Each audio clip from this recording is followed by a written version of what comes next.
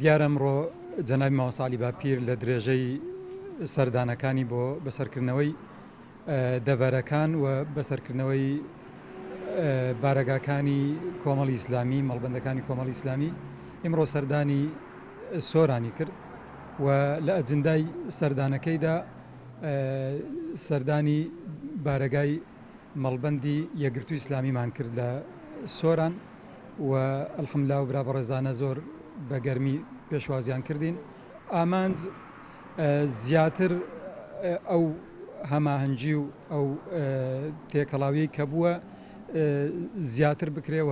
پتەوتر بکرێ و ئینشاڵڵا برایەتی نێوان ئیسلامیەکان کە ئەلحەمدولیلا هەبووە بەڵام برەوی زیاتری پێ بدرێ و هەوڵ بدرێ هەتاوەکو ئاستی تێکەڵبوونەوە و یەکگرتن.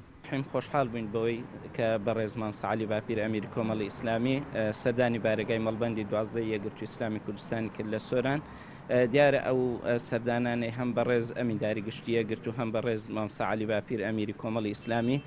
بۆ بارەگاکانی لایەنەکەی تر